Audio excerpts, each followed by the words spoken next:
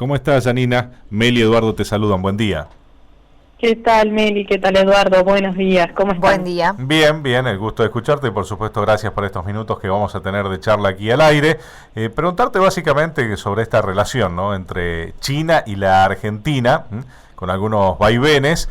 Y bueno, estaba viendo allí que hay varios proyectos de inversión que directamente China ha acordado con distintas provincias argentinas, ¿no?, como Santa Fe, Santa Cruz o Salta, y de alguna manera allí esquivando lo que es el acuerdo directamente con el gobierno del presidente Javier Milei, ¿no?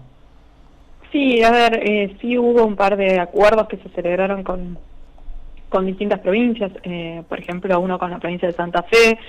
Es una inversión para instalar un complejo agroindustrial, es una inversión de más de 400 millones de dólares. Ahí lo que se va a apuntar es a tratar de obtener una cantidad de más de 500.000 toneladas de maíz, pero más allá de estos proyectos particulares, recordemos, y me parece que es importante, que antes de que se confirmara el anuncio del acuerdo con el Fondo Monetario Internacional, sí, el Gobierno Nacional, a través del Banco Central, confirmó que se renovaba el swap. El swap vencía hacia mitad de este año, y contrario con lo que se venía especulando, de que el fondo había pedido que se diera de baja, que Estados Unidos había pedido que se diera de baja, el Gobierno dijo, después de conversaciones con el Banco Central de la República Popular de China, acordamos mantenerlo y lo extendieron por un tiempo considerable. Entonces, si bien China está celebrando acuerdos o ha celebrado acuerdos con las provincias directos, no ha perdido en ningún momento el trato con el gobierno local, nacional, perdón. Podemos, Janina, para que todos podamos entender esto del swap, ¿cómo funciona este mecanismo allí con China? A ver, el swap, primero no tenemos muchos datos porque hay una cláusula de confidencialidad muy fuerte que la pidió China en el momento en el que se suscribió el swap. Este swap ya tiene bastantes años, no es algo que sea nuevo. Sí. Y en el caso del swap lo que tenemos es un acuerdo, ¿sí? Nosotros no usamos los fondos, lo tenemos como contabilizados en nuestra reserva. Si los necesitamos, ¿sí?, los tenemos disponibles y los usamos. Es lo que comúnmente se conoce como lo activamos. Activamos, ¿sí?, lo que necesitamos.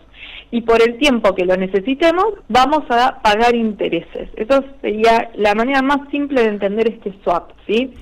A mí me hacen un préstamo y ese préstamo yo lo tengo contabilizado, pero no lo uso. El banco lo tiene contabilizado en sus reservas, pero no lo usa. Si lo necesita, ¿sí? Sí. Si lo necesita, lo que hace es activarlo. Es decir, decirle, bueno, necesito, por ejemplo, 2.000 millones de dólares. Perfecto. Pedimos autorización al Banco Central de China, nos dan el ok, y a partir de ese momento, hasta tanto restituyamos los fondos, van a computarnos intereses. ¿Cuál es la tasa de interés? No la conocemos, porque es una de las cláusulas secretas que tiene el swap. Bien, ¿siempre fue con esta cláusula secreta o es de ahora? No, la cláusula secreta es de cómo se fijó, nadie tiene los detalles, o sea, todo lo que se ha ido filtrando, pero no es de ahora, esto es desde el momento en el cual se suscribe el swap, ¿sí? Bien. No es de ahora. Bien. Bueno, a ver, llega una delegación, una misión comercial de China, ¿no?, a la Argentina. Bueno, eso seguramente... esperemos que después se vea reflejado en inversiones y en proyectos aquí para nuestro país, ¿no?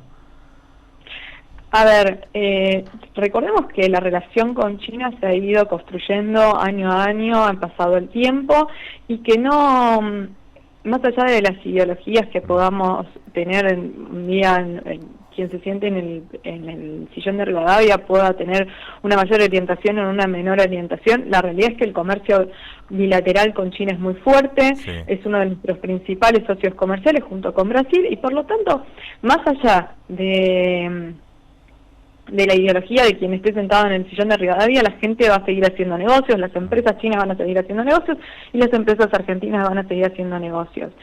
Eso es independiente de las ideologías políticas que puedan estar manejando el país en un momento o en otro, o sea, si hay más inclinación hacia China o hay menos inclinación hacia China.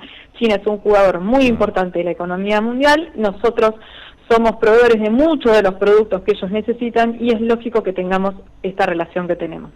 Seguro, seguro que sí. ¿Hay algún sector en particular donde China ponga su mirada para invertir acá en la Argentina? A ver, China va tomando decisiones de inversión pensándolo de manera estratégica y va realizando operaciones en distintas partes del mundo. Obviamente que todo lo que tenga que ver con insumos claves para lo que es el desarrollo de nuevas tecnologías es algo que a China le interesa. También todo lo que tiene que ver con la industria alimenticia, porque necesita importar grandes cantidades de alimentos, así que nosotros tenemos justamente varios de los elementos donde China está focalizada, desde minerales hasta alimentos. Creo que hoy el posicionamiento de China en América Latina no solo responde, sí, hay una realidad y es lo que Estados Unidos está viendo, que no solo responde a una cuestión comercial, sino también hay un posicionamiento geopolítico en la región. Cuando uno mira el mapa y ve cuál era la incidencia, la participación de China en los negocios en el mundo hace 5 años y cuál es ahora, ve el crecimiento exponencial que tuvo China. China se fue posicionando en todos los mercados que pudo a través de inversiones directas, como por ejemplo esto que hablamos de Santa Fe, y bueno, eso es lo que está generando quizás también un poco el trasfondo de esta guerra comercial con Estados Unidos. Hablando precisamente de eso que estabas mencionando al último, este enfrentamiento, esta guerra comercial entre Estados Unidos y China, ¿Argentina puede ver allí alguna oportunidad? ¿Puede verse beneficiada por algo de eso? Bueno, a ver, oportunidades pueden surgir por nuevos mercados que se puedan abrir, ¿sí? Pero yo sería muy prudente en cuanto a que si esto se sigue alargando en el tiempo y termina desencadenando una recesión mundial, claramente nos vamos a ver perjudicados. Claro. Por un lado podemos ganar, sí, podemos conquistar nuevos mercados. Por otro lado podemos encontrarnos con que algunos productos que nosotros comercializamos y que China o Estados Unidos enviaban se enviaban mutuamente, como no se nos están enviando porque está prácticamente paralizado el comercio entre Estados Unidos y China, se vuelquen a otros mercados y nos encontramos con una competencia mucho más feroz. La competencia se vuelve mucho más agresiva en precios y empezamos ahí a ver la pérdida. Pero si el mundo entra en recesión, todos vamos a perder, eso es seguro. Un ejemplo está en que el Banco Mundial estima que en 2025 el precio de los commodities va a caer un 12%, en 2026 se estima un 5% adicional. De esta manera estaríamos en valores cercanos a los que tuvimos entre 2015 y 2019, que son valores que obviamente no nos hacen sentir cómodos. Y los valores que a nosotros, como grandes productores y exportadores agroindustriales, nos convienen o nos llevan a pensar cuáles son los valores de post pandemia o durante la pandemia, post conflicto de Ucrania, cuando grandes jugadores como por ejemplo Ucrania salieron, ¿sí?, de la escena, y eso hizo que los commodities subieran. Bien. Janina, por último, no sé si es una cuestión que está frenada por estos momentos, no se está hablando tanto como si se habló en algún momento, o esta idea del gobierno del presidente Javier Milei de un acuerdo de libre comercio con Estados Unidos. ¿Qué evaluación se puede hacer eso? ¿Puede ser también algo que beneficie a la Argentina en caso de que se concrete en alguna oportunidad? Todos los acuerdos de libre comercio que Argentina pueda suscribir por el tipo de economía que Argentina tiene van a redituar en un beneficio económico, obviamente, y más si están bien negociados. La cuestión acá clave es cómo se va a instrumentar, porque hoy Argentina forma parte de un bloque y ese bloque no admite negociaciones individuales, que es el Mercosur. Salir del Mercosur, la realidad es que tendríamos un costo muy alto. Yo veo más un acuerdo de facilitación de comercio que un acuerdo de libre comercio, ¿sí?, en el corto plazo.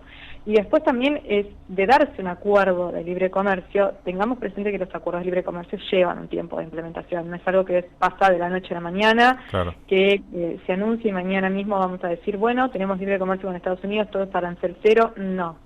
En general, primero los acuerdos tienen que ser ratificados por los parlamentos de sus respectivos países. En general se establece un cronograma de desgravación para que esa quita de aranceles se vaya haciendo de manera progresiva, para que la economía se vaya acomodando. Entonces, yo todavía soy prudente con el tema del acuerdo de libre comercio. Bien, perfecto. Janina, muy claro con todas tus explicaciones, así que te agradecemos enormemente estos minutos aquí al aire en Radio Continental Tucumán, ¿eh? No, gracias a ustedes, un placer y que tengan buena semana. Igualmente para vos, ¿eh? Janina Lojo, licenciada en Comercio Internacional.